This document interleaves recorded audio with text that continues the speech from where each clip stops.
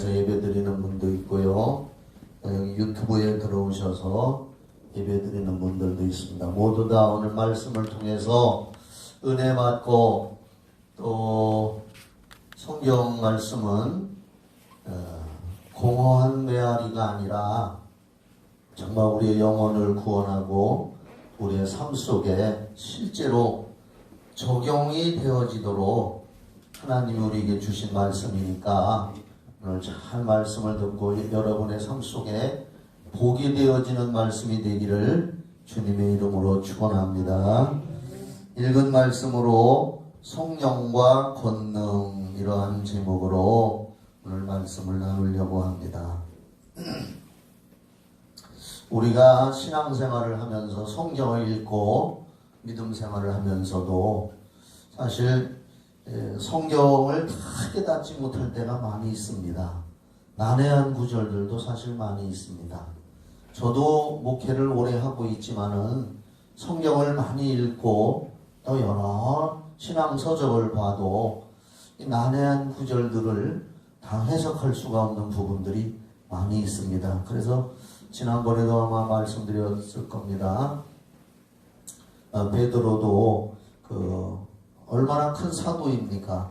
그 베드로 사도도 바울 사도가 전한 복음이 잘못된 것은 하나도 없지만은 내가 이해하지 못하는 부분이 있기 때문에 어거지로 풀려고 하지는 말고 그냥 때를 기다리면서 성령님께서 깨닫게 해주실 때를 기다리는 거지요. 특히 이 요한계시록 같은 경우는 참 해석상 상징적으로 많이 기록이 되어 있기 때문에 그 요한계시록에 대해서는 잘못 해석하면은 영혼을 망치는 경우가 있고, 특히 이단 사이비들이 종말론 같은 것을 잘못 해석해서 교회 다니는 성도들을 유혹하는 경우가 요한계시록이라든지 예언서에서 많이 나오고 있습니다.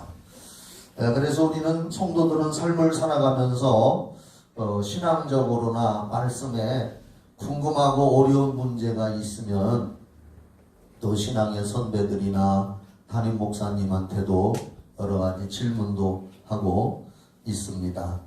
그런데 저도 목회하면서 보면은 우리 성도들 중에서나 또 다른 데서 상담이나 기도받으러 오는 사람들이 엉뚱한 이렇게 질문들을 많이 할 때가 있습니다. 그런데 저도 난감할 때가 많이 있습니다. 어려운 문제들을 성경에서 찾아서 우리가 해답을 얻어야 되는데 성경에서 예수님도 이거다 하고 밝혀놓지 않은 부분들이 많이 있어서 신학적으로 해석이 여러 가지가 나오고 또 우리 기독교계의 그 해석의 차이 때문에 많은 교파, 교단 이런 것들이 많이 나오는 것이 사실입니다. 그럴지라도 우리는 어떻든 간에 기도하면서 우리에게 어려운 문제들 이런 것을 성경에서 찾아서 해답을 얻어야 될 줄 믿으시기 바랍니다. 단 우리가 조심할 것은 고린도전서 4장 6절 말씀에 보면은 제가 요약해서 말씀드릴게요. 고린도전서 4장 6절에 보면은 우리가 성경을 해석하면서 성경을 이해하고 깨달을 때에 성경에서 기록한 테두리 밖으로 넘어가지 마라 하는 말씀이 있습니다. 어디 나온다고요? 고린도전서 4장 6절에 성경 밖으로, 성경에서 말씀해 놓은 부분 그 이상으로 인간적으로 어떤 이성적으로 해석을 하지 말라는 거죠. 성경 밖으로 넘어가도 안 되고, 또 구약성경 신명기 4장 2절하고 12장 32절, 신명기 4장 2절과 12장 32절에 보면은 하나님께서 우리에게 명령으로 주신 이 말씀에 인간의 생각이나 사상으로 가감을 하지 말아라. 따라합시다. 성경에 가감하지 마라. 성경 하나님의 말씀하신 말씀을 그대로 받아야지 거기에다 가감 더하거나 빼거나 하지 말라는 거죠. 그게 가감하지 말아라. 그렇게 되면은 요한계시록에 하나님의 생명록에서 지우고 하나님의 그 은혜 속에서 빼버린다 하는 무서운 말씀이 있습니다. 한 번은 이제 저는 뭐 목회를 오래 하면서 우리 성도님들뿐 아니라 외부에서도 많은 사람들이 상담도 오고 치유 축사 기도 받으러 오는 것이 사실입니다. 그래서 이제 종종 그런 사람들을 만나요.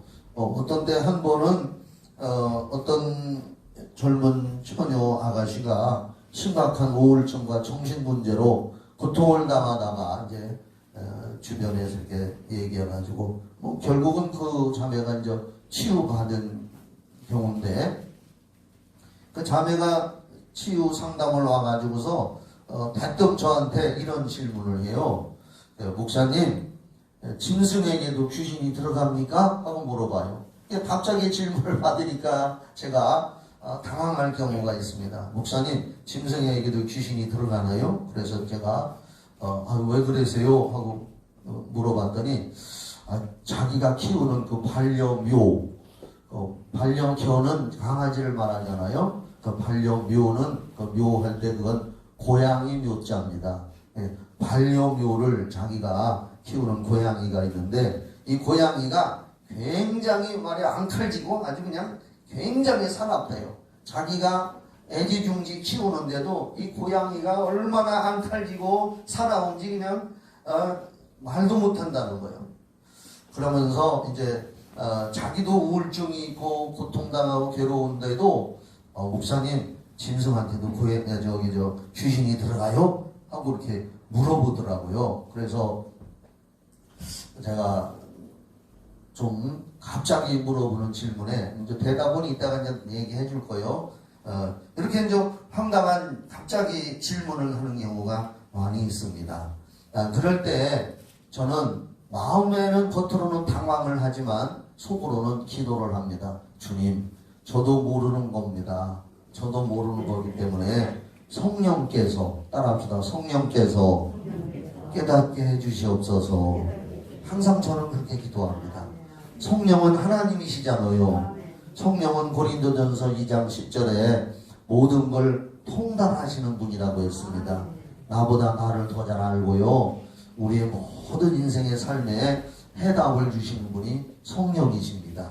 성령 하나님이십니다. 그런 때는 저는 성령님 도와주시고 제가 잘 모르는 건데 합당한 대답을 할 수 있도록 도와주세요 하고 마음의 묵상으로 항상 저는 성령을 찾습니다.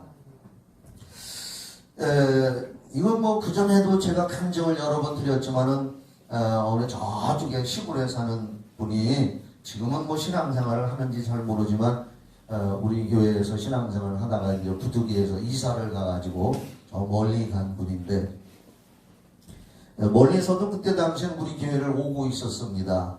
제가 그때 차를 운행할 때요. 굉장히 차 운행 많이 했습니다.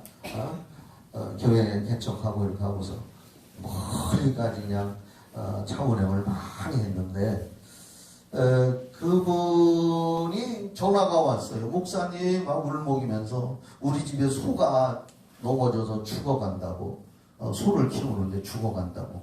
소가 큰 재산이잖아요. 지금도 소 한 마리는 뭐 큰 재산이잖아요. 이건 실제로 있었던 일입니다. 꾸민 얘기 아닙니다. 소가, 그래서 내가, 소가 아프면 빨리 수의사한테 얘기해서 수의사를 불러서 주사를 놓고 치료를 해야지. 얼른 그렇게 하라고. 그랬더니 목사님, 수의사 불러서 주사도 놓고 치료도 하고 지금 주사 놓고 갔는데 소가 푹 실어져가지고 숨도 안 쉬는 것 같고 다 죽어가는데 겁도 나고 몸이 달아서 목사님한테 전화했으니까 빨리 좀 오셔서 소 기도 좀 해달라고 말이야. 그래서 기도해달라는데 목사가 안 갈 수 없잖아요. 하나님 의지해서 가서 이제 이렇게 대문을 열고 들어가니까 외양간을 쳐다보니까 진짜로 소가 쓰러져서 눈을 딱 감고 내가 가도 인사도 안 하더라고요.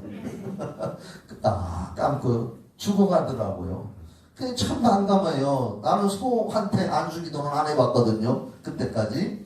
그래서 방에 들어가서 이제 일단 예배를 드리고, 예배를 드리는데도 마음속에는 성령님을 찾고 있었습니다. 성령님, 어찌합니까? 이게 소 기도는 해야 되는데 말씀을 가르쳐 주셔야지요. 말씀을 가르쳐 주셔야 제가 말씀 따라서 기도하지요. 그래서 예배를 드리고 예배를 좀 오래 드리고 싶더라고요. 해답이 안 오니까. 그래서 이제 또 예배 끝나고 차를 한 잔 가져오길래 차도 천천히 마셨어요. 왜? 빨리 마시면 안 되니까 차를 천천히 마시면서 속으로는 기도하는 겁니다. 성령님 어찌합니까? 도와주십시오. 그때에 번쩍 하나님의 말씀이 내게 깨달아졌습니다. 음성으로 들린 것이 아니라 제가 평소에 꾸준히 읽어놨던 성경 말씀을 하나님께서 저한테 깨닫게 해주신 거예요. 그게 뭐냐면요, 제가 여러분에게 여러 번 말씀을 드렸던 겁니다. 구약 성경 요새 큐티에도 나가죠. 열왕기상을 요새 큐티로 밴드의 큐티로 나가는데 지금 구약 성경을 저 큐티로 내보내고 있는데 열왕기상 11장에 보면은 솔로몬이 처음에는 기도도 열심히 하고 잘해서 응답받고 좋은 왕이었잖아요. 그런데 나이가 들어서 이제 후궁들을 많이 취했습니다. 정략적으로, 정치적으로 그런 거예요. 어쩔 수 없어서. 이제 정치적으로 이제 어떠한 지역의 유지나, 또 부족이나 국가나 이렇게 해서 서로 결탁을 해서 자기의 힘을 과시하려고 하다 보니까 그 유지의 딸, 어느 국가의 왕, 공주, 이런 사람들을 들여다가 결혼을 하다 보니까 성경에 보면 솔로몬이, 후궁이, 뭐죠? 하여간 왕비 다음에가 300명이고, 빈장이 700명이고, 해가지고, 하여간 부인되는 사람이 1000명이라고 나와요, 1000명.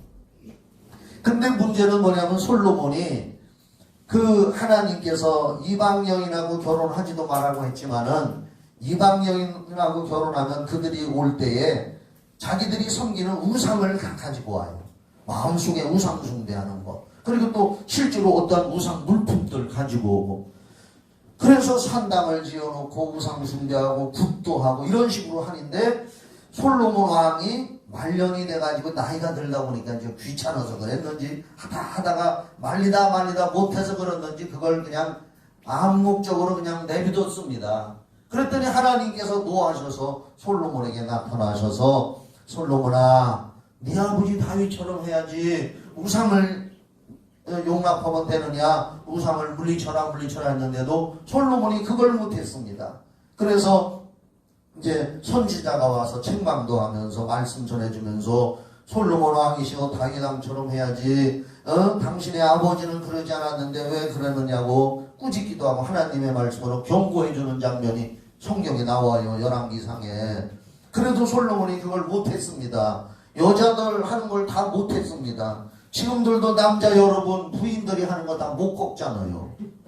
여자들이 얼마나 강한지 몰라요. 여자들이요, 회개합시다. 예.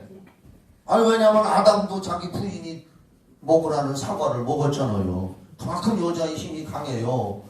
그래서 이제 솔로몬이 그걸 다 제지를 못해서 하나님이 말씀하시기를 잘 들어보세요.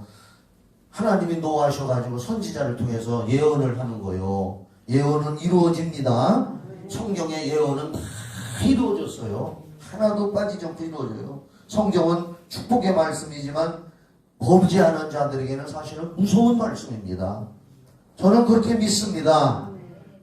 그 솔로몬에게 하나님의 선지자가 찾아와서 예언하기를 당신의 그 죄값으로 말미암아서 당장 벌을 내리고 싶지만 당신 아버지 다윗이 너무나 하나님을 잘 섬겼기 때문에 그 아버지의 공로 때문에 솔로몬 왕 당신 대에는 내비두지만 당신이 죽은 다음에 당신 아들 대에는 나라가 쪼개질 겁니다. 나라가 갈라질 겁니다. 오늘 아침 큐티에도 그게 나갔어요. 근데 이제 쪼개지기 전에 하나님은 그래도 솔로몬을 회개시키기 위해서 여러 군데 여기저기서 나라가 혼란하고 반란이 일어납니다. 그 열왕기상 11장에 보면은 세 군데에서 한 여호와께서 누구를 일으켜서 솔로몬의 대적이 되겠다. 또 여호와께서 누구를 일으켜서 솔로몬의 대적이 되겠다. 그걸 오늘날로 말하면 쿠데타 반란이 일어난 거예요. 솔로몬이 그걸 진압하기가 얼마나 힘들었겠습니까? 결국은 세 번째 여로보암이라는 사람이 반란 일으키고 쿠데타 일으켰고 나중에 이집트로 도망갔다가 솔로몬 죽은 다음에 다시 와서 여로보암이 세력을 얻어가지고 북이스라엘의 초대 왕이 된 사람이 여로보암이요. 10지파를 가지고 북쪽으로 가서 나라를 쪼개먹었잖아요. 그게 하나님이 그렇게 솔로몬이 죄값으로. 그게 열왕기상 11장에 기록되어 있습니다. 내가 그 성경 읽으면서 깨달음이 온 것이 뭐냐? 아하, 한 나라의 지도자, 대통령, 왕이 참 중요하구나. 저는 그렇게 깨달았어요. 또 한 가정의 지도자가, 대표자가 참 중요하구나. 왜냐하면 제가 조용기 목사님 설교를 많이 듣고 책을 많이 봤다고 했잖아요. 그 조용기 목사님이 설교한 중에 대표자 사상이라는 설교 제목이 있었어요. 제가 그걸 감명 깊게 들었는데 솔로몬은 그 나라의 대표자예요. 또 가장은 한 가정의 대표자예요. 회사는 사장이 그 회사의 대표자입니다.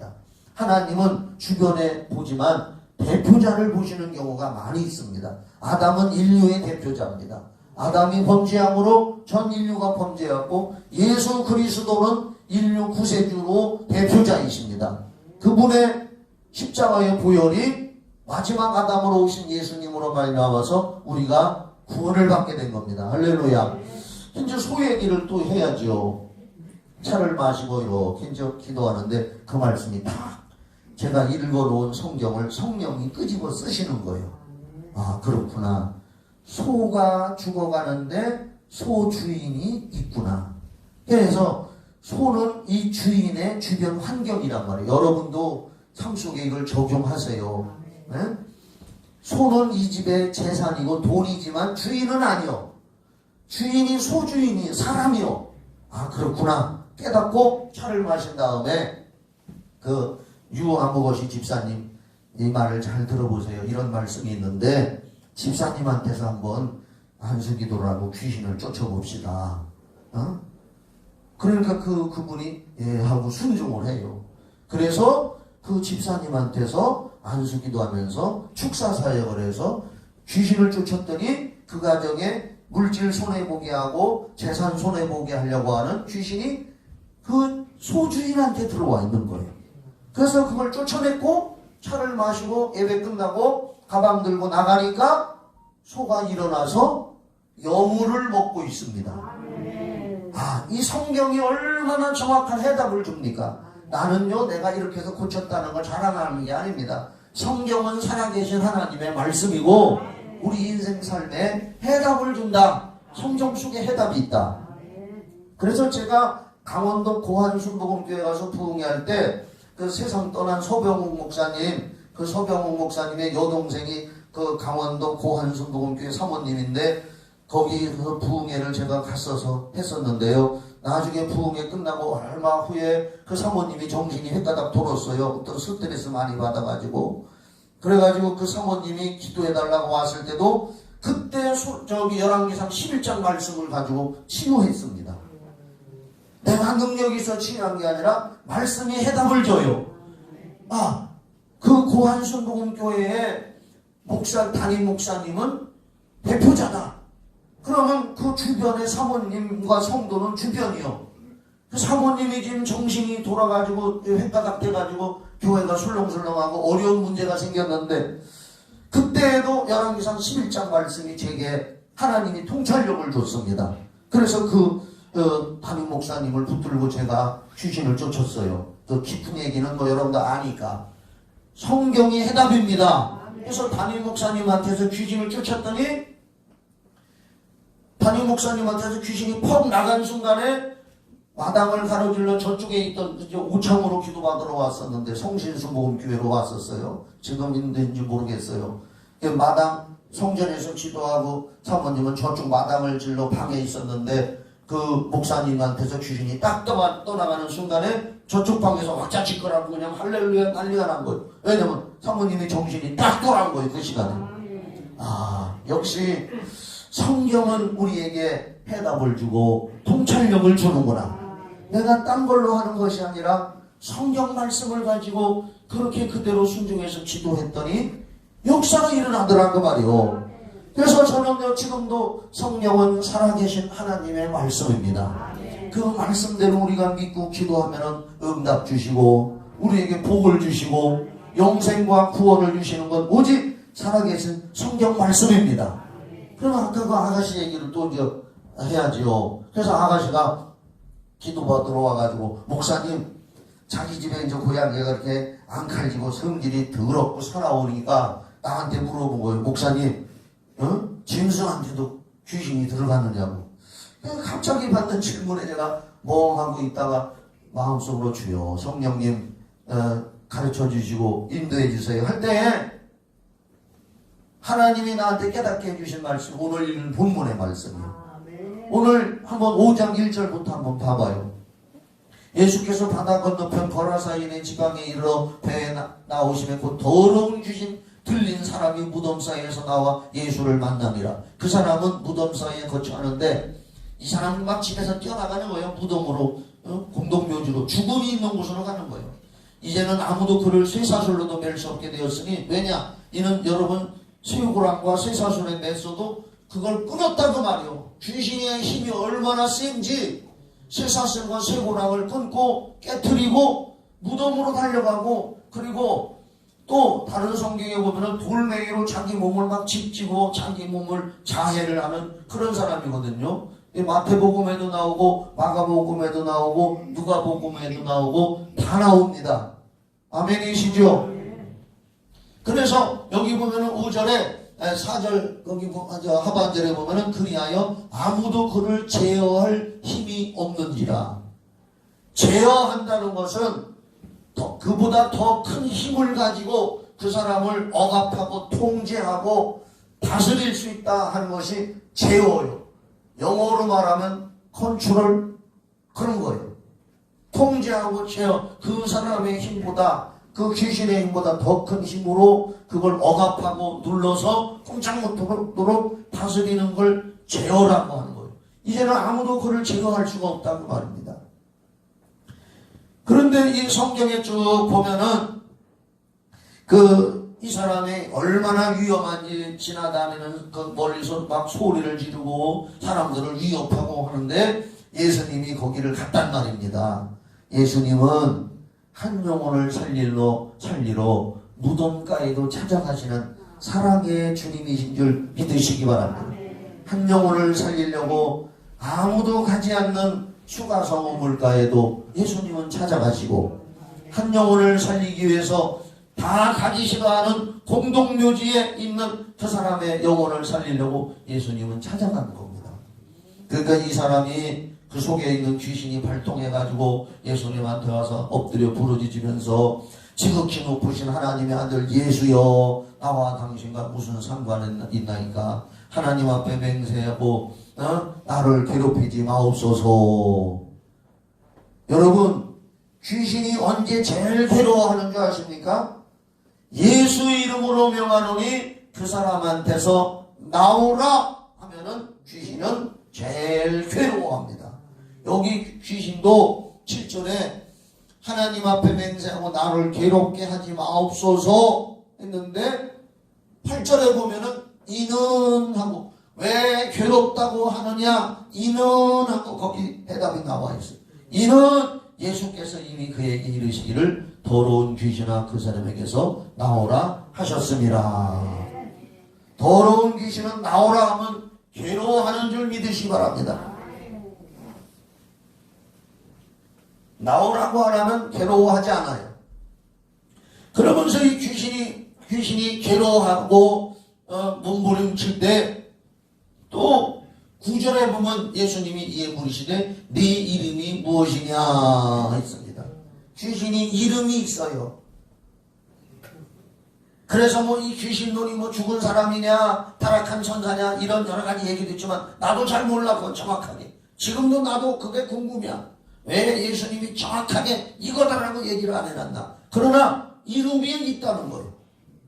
그래서 예수님이 이름을 물었어요. 따라합시다. 네 이름이 무엇이냐? 성경에 예수님이 한 번 했더라도 그게 진리입니다. 한 번 했는데? 아니요. 성경은 성경이요. 할렐루야. 내 이름이 무엇이냐? 그런데 이게 군대라 그랬습니다. 이는 우리가 많기 때문에 군대라고 대답을 했다는 거예요. 그러면서 뭐라 했느냐? 우리를 이 지방에서 내보내지 마시고 우리를 돼지떼한테 들어가게 해달라고. 거기서 내가 이 아가씨가 목사님 귀신이 짐승한테도 들어갑니까? 이제 자기 집 고양이가 하도 앙칼지고 사나우니까 이게 귀신이 들어가서 저렇게 주인도 몰라고 앙칼지고 사나운가. 그래서 물어본 것 같아 나한테. 그래서 제가 갑작스럽게 지금은 이제 이거 대답을 저도 알고 있으니까 지금은 누구한테나 쉽게 대답하지만 그때는 처음 듣는 소리라 저도 짐승한테도 귀신이 들어가나? 그때 당시에는 띵 했단 말이에요. 처음으로. 그런데 그때 가만히 성경을 생각해 보니까 성경에서 여기 나와 있잖아요. 우리를 돼지떼에게 들어가게 하소서. 그랬더니 예수님이 허락하셔서 들어가라. 돼지에게 들어가라. 13절 한번 봐봐요. 13절 보여줘봐요. 허락하신데 더러운 귀신들이 나와서 돼지에게로 들어가매. 아멘이죠? 돼지에게 들어갔어. 그러면 해답 나온 거예요? 안 나온 거예요? 그럼 나도 여러분에게 물어볼게요. 짐승에게도 귀신이 들어갈까요? 안 들어갈까요? 다시 짐승에게도 귀신이 들어갈까요? 안 들어갈까요? 성경에 나와 있으니까. 사람 생각으로 말하지 마세요. 우리는 성경에 있으면 그대로 말하면 되는 거예요. 짐승에게도 귀신이 들어가요? 안 들어가요? 들어간다고 대답을 해야 돼요. 왜? 우리가 예수님이 이렇게 한 것을 아니요. 하면 우리는 예수님 부인하는 거예요. 돼지에게 들어가라 했더니 돼지떼한테 들어가서 뭐냐면 이 사람이 정신이 온전한 사람이 아니었거든.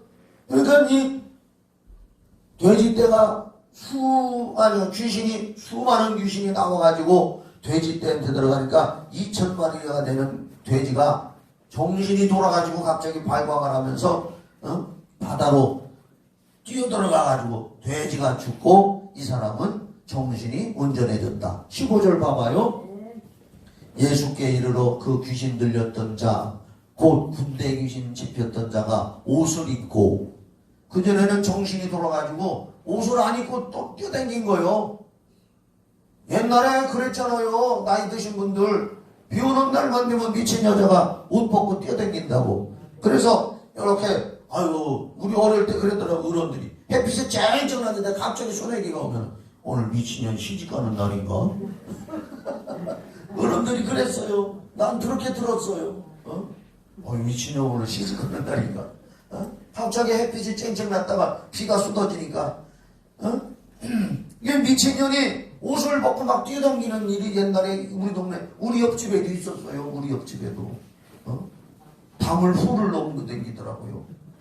막 그냥 구슬하는데 말이요, 불을 피워놓고서 막 불을 피워놓고 또 이렇게 불을 피워놓고 막 구슬하더라고요. 뭐 불에다가 집어넣었다 꺼내고 막 이렇게 하더라고요. 왜 그래? 사람 죽이려고 그냥. 그러니까 막 담을 튀어서 내빼기도 하더라고요. 안 타 죽으려고. 어떻든 간에 이 사람도 정신이 온전하지 못했던 사람인데 귀신이 나가니까 정신이 온전하여 예수님 발 앞에 앉아 있었다. 할렐루야. 얼마나 감사한 일입니까? 그러니까 이 사람이 너무 고마웠고 감사해서 예수님을 따라다니고 싶었던 것 같아요. 예수님 따라서 가고 싶습니다. 함께 있기를 간구했다. 18절 봐요. 예수께서 배에 오를 때 귀신 들렸던 사람이 함께 있기를 간구하였으나 나도 예수님 따라가고 싶습니다.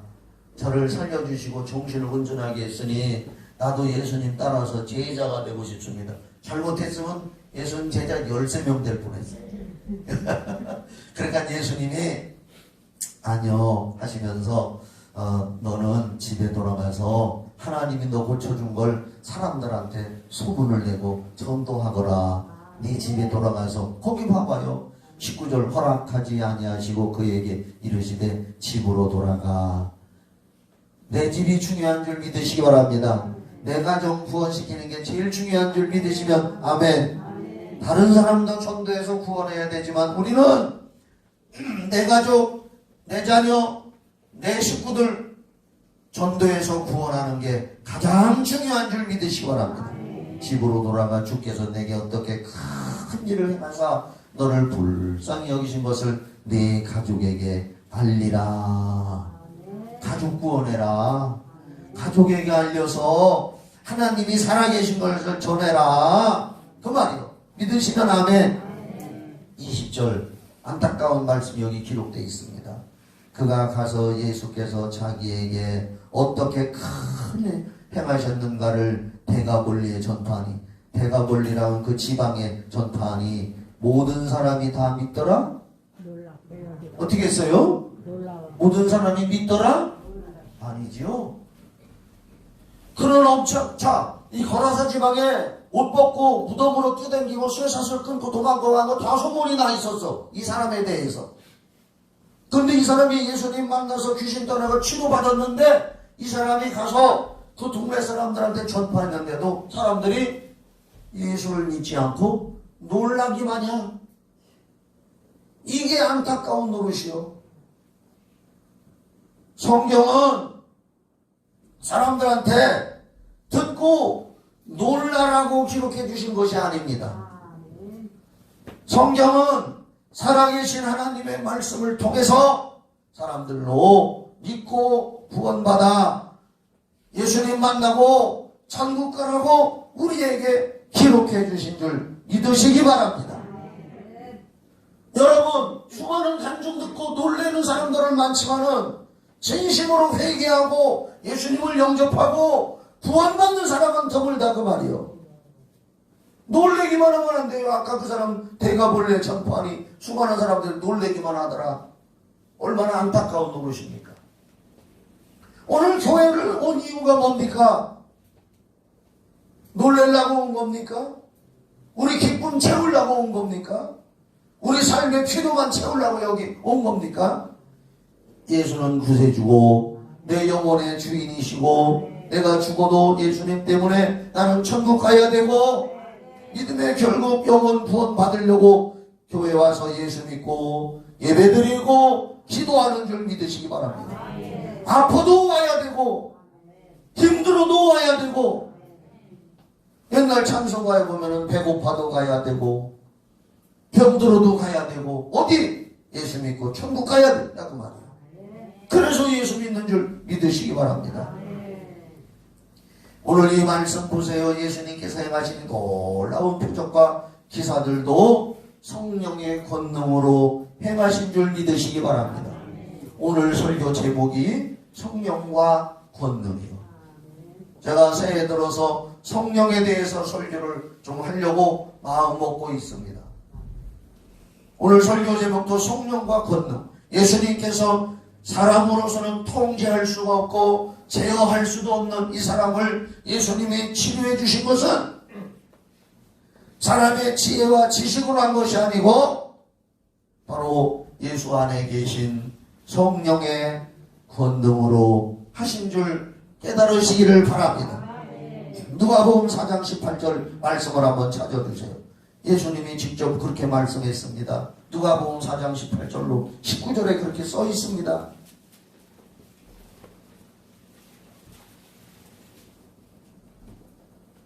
보세요.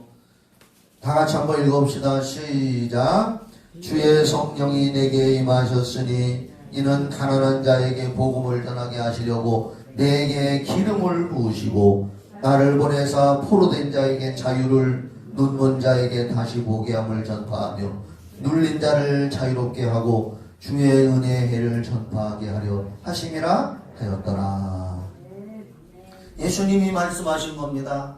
주의 성령이 내게 임하시고 내게 기름을 부으셨다. 할렐루야. 성령으로 기름 부었다는 건 권능이 임했다는 거예요. 하나님의 아들 예수 그리스도도 성령이 임하시고 요단강에서 성령이 임하시고 그에게 권능이 비둘기 형상으로 임하시고 복음을 전파해서 영혼 구원하고 포로된 자, 여기 포로된 자는 뭐냐? 마귀 사단 주신 악령에게 포로된 자에게 자유를, 축사 사역은 자유케 하는 사역인 줄 믿으시기 바랍니다. 자유를 주는 사역입니다. 눈먼 자에게 다시 보게 함을, 예수님은 그래서 육신의 눈먼 자도 치유하시고 영의 눈 멀어서 하나님을 보지 못하는 자에도 치료하셔서 하나님과 천국을 보게 하시고, 할렐루야, 눌린 자를 자유롭게 마음에 근심 염려 걱정으로 눌려서 전전긍긍하는 사람들에게 평화와 기쁨을 주셨다고. 예수님이 성령이 내게 임하시고 권능이 내게 임하셔서 이 일을 했다고 누가복음에서는 이렇게 말씀을 하고 있습니다. 오늘 이 마가복음 5장에 있는 이 엄청난 사건도 예수님은 성령의 권능으로 하신 줄 믿으시기 바랍니다. 제가요, 밴드, 어떤 성령치유 사역 밴드라고 따로 있는데 거기에다가 어쩌녁에 갑자기 그 말씀이, 이 말씀을 준비하면서 성경 말씀에 오늘 보니까 여기에 아무도 그를 제어할 힘이 없는지라 하는 말씀이 여기 있는데, 한 군데 말씀 더 봅시다. 자, 그거 찾아줘요. 누가복음 10장 19절. 이거 꼭 좀 기억하세요. 누가복음 10장 19절에 70인의 전도대들이 전도하고 귀신 쫓고 구원의 복음을 전파하고 와서 예수님한테 우리에게도 이런 능력과 권능이 나타났습니다 하면서 말을 할 때에 예수님이 뭐라고 했습니까? 내가 너희들에게 뱀과 전갈을 밟으며 원수의 모든 능력을 제어할 권능을 주었으니 너희를 해할 자가 결코 없으리라. 아까 우리는 이 마가복음 5장 4절에서 사람으로서는 아무도 그를 제어할 힘이 없는지라 말씀 봤죠? 사람은 그 사람 쇠사슬과 쇠고랑도 끊고 무덤으로 달려가는 그 사람을 아무도 그를 제어할 힘이 없는지라 성경은 기록하고 있지만은 성령이 임하시면 내가 너에게 뱀과 전갈을 밟으며, 여기 뱀과 전갈이라는 건 마귀 사단을 상징하는 겁니다. 뱀과 전갈을 밟으면 그들이 쏘아대는 악한 독, 피해를 입히는 것, 그 원수의 모든 능력을 제어할 권능을 주시니라. 성령이 오셔서 그런 권능을 주시는 줄 여러분 믿으시기를 바랍니다. 저를 통해서 아주 작게 표적과 기사가 나타나는 것도 성령의 권능을 힘입어 되고 있습니다. 예수님은 요한복음 3장 34절에 보면은 그분에게는 성령이 한량없이 계시다 그랬습니다. 그러나 저 같은 경우는 예수님에게 되면은 너무나 작고 보잘것없습니다. 작고 보잘것없는 저에게도 가끔 하나님께서 필요 때에 표적과 기사를 주시는 것도 내게 성령이 임하시고 성령이 저를 통해서 권능으로 나타나서 역사하시는 줄 깨달으시기를 바랍니다. 사도행전 1장 8절에 분명히 약속하고 있습니다. 사도행전 1장 8절 말씀 모르는 분은 거의 없을 겁니다. 오직 성령이 너에게 임하시면 너희가 권능을 받고, 거기만 다 같이 암송해 봅시다. 시작. 오직 성령이 너에게 임하시면 너희가 권능을 받고 예루살렘과 유대와 사마리아와 땅끝까지 이르러 내 증인이 되리라. 그건 다음 말이고, 어떻든 간에 앞전에 성령이 임하시면 권능을 받고 해봐요. 시작. 성령이 임하시면 권능을 받고. 성령이 임하셔야 권능을 받는다는 얘기입니다. 예수님이 선포해놓고 약속한 말씀이고 예언의 말씀이요. 성령이 임하시면 권능을 받고, 성령이 임하시면 권능을 받고. 2월 들어서 우리 부목사님이 추진해서 2월 이제 오늘까지 하면 이제 5번째 저녁 기도회 저도 계속 참석해서 기도하다 보니까 몸살이 다 났어요. 또 여러분, 현장에도 많은 분들이 나와서 지금 기도를 하고 있는데, 현장에 나와서 여기 교회에 와서 기도하시는 분들 1시간 동안 열심히 기도를 해요. 근데 제가 한번 생각을 해봤어요. 솔직한 마음으로 생각을 해봤어요. 가정에서 밴드를 통해서 1시간 기도하는 분들이, 밴드에 보면은 저도 기도합니다 하면서 많은 분들이 한 30명 가까이 들어와서 기도한다고 거기 나와 있어요. 그런데 현장에서 열심히 기도하는데, 기도하는 분들도 한 10여 명 나와서 기도합니다.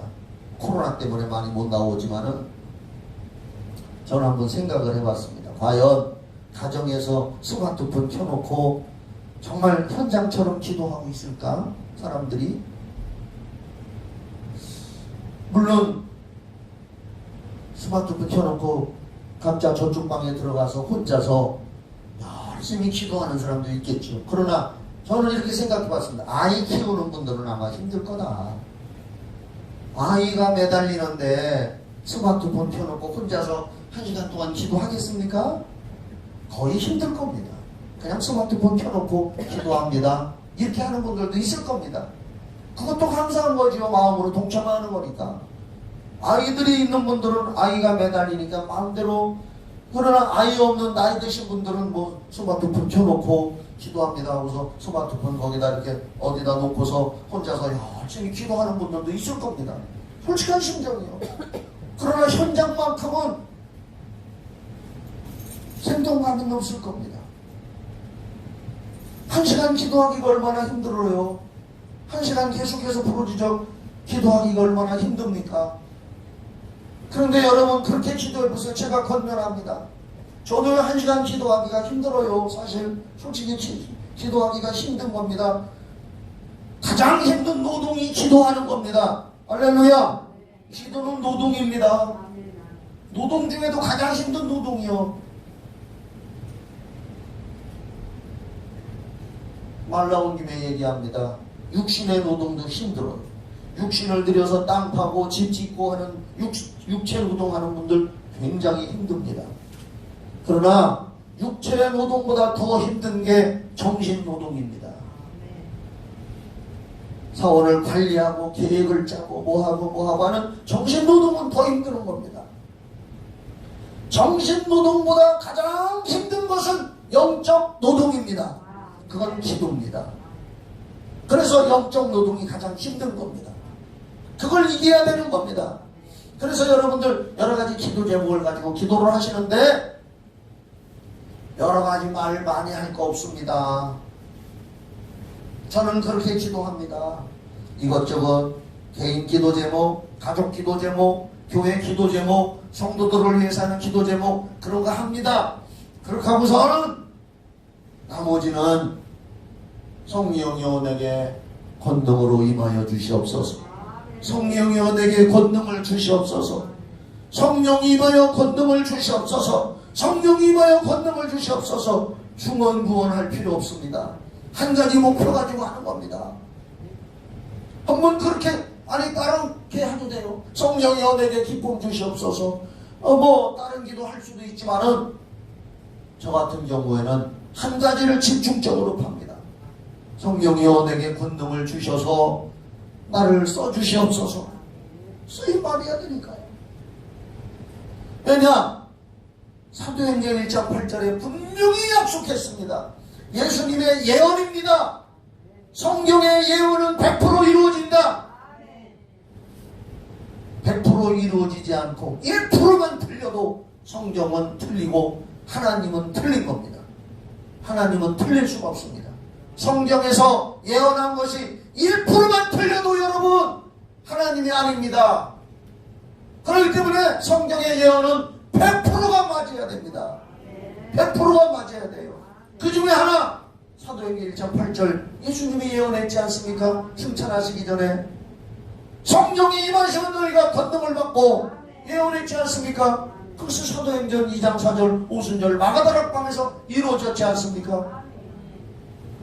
성경의 예언은 100% 이루어지는 것이고 1%만 틀려도 하나님이 아니시다는 거요.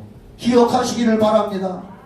하나님, 사도행전 1장 8절의 예언이 내게 이루어지게 하여 주시옵소서. 성령은 권능을 주시는 분이십니다. 그래서 왜 우리가 권능을 받아야 되느냐? 세상에서 예수는 구세주고 구원이시라는 것을 입증하고 증거할 자는 저와 여러분이십니다. 나의 삶 속에 저주의 대명사를 제거하고 통제하고 이길 수 있는 힘도 성령의 권능뿐입니다. 오직 성령의 권능이 필요합니다. 스가랴 4장 6절 만군의 여호와께서 말씀하시되 이는 힘으로 되지 아니하며 능으로 되지 아니하고 오직 나의 영으로만 되느니라. 성령으로만 된다고 그랬습니다. 성령의 권능을 힘입기 위해서 우리는 성령이 임하게 해달라고 일평생 영적 노동을 감수해야 되는 걸 믿으시기 바랍니다. 결론을 내립니다. 마가복음 9장 29절에 우리가 성령의 권능을 받기 위해서 다른 방법이 없습니다. 삽으로 땅을 판다고 되는 것이 아닙니다. 밥을 많이 먹는다고 성령의 권능을 받는 것이 아닙니다. 마가복음 9장 29절에 기도의 다른 것으로는 이런 종류가 나갈 수 없느니라. 거기 나갈 때 한 번씩 위를 시계 있는데 위를 쳐다보십시오. 마가복음 9장 29절에 예수님 말씀하시기를 기도 외에 다른 것으로는 이런 종류가 나갈 수 없느니라. 사도행전 1장 14절에 여자들과 예수의 어머니 마리아와 예수의 아우들로 더불어 마음을 같이하여 전혀 오로지 기도에 힘쓴 결과 오순절날 마가다락방에 성령을 받으신 것입니다. 성령의 임하심과 권능이 필요치 않은 사람은 이 지구상에 아무도 없습니다. 그것이 필요치 않다는 사람들은 지옥 갈 사람 뿐입니다. 천국 갈 사람은 이 땅에 사는 동안에 성령의 권능이 다 필요합니다. 여러분, 그래서 우리는 기도할 때 기도하지 못함을 회개하고 성령의 권능을 얻도록 기도에 전념하는 우리 성령 닮은 교회 성도들 되기를 예수의 이름으로 축원합니다. 기도드리겠습니다. 하나님 아버지, 오직 성령이 너희에게 임하시면 너희가 권능을 받는다고 말씀하고 있고 예수님도 성령의 권능으로 수많은 어려움에 처한 사람들을 인생 문제를 해결해 주시고 복을 주셨습니다. 우리들도 구원받은 사람으로서 삶 속에 여러 가지 해답과 응답을 받기 위해서 기도하여 성령의 권능을 받게 하여 주시옵소서. 예수님의 이름으로 기도하옵나이다. 아멘. 나를 성령의 권능으로 써주시옵소서 하는 마음으로 한번 불러보세요. 나를 질 수 있나 주가 물어보실 때 죽기까지 따르오니 성도 내가 하였다.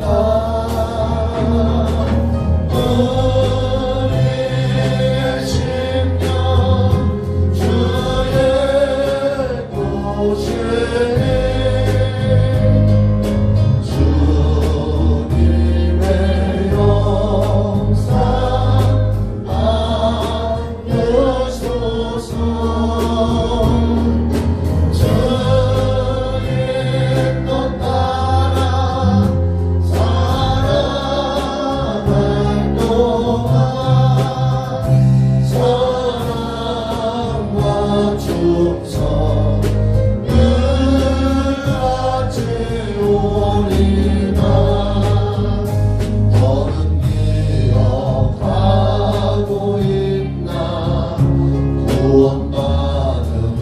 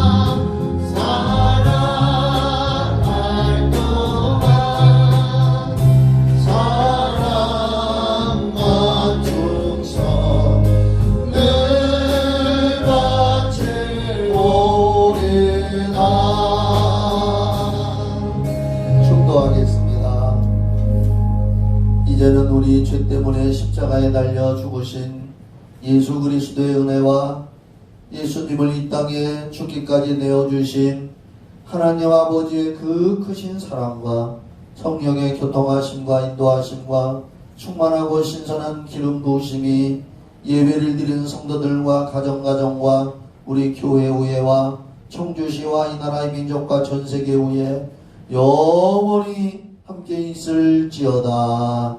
아멘.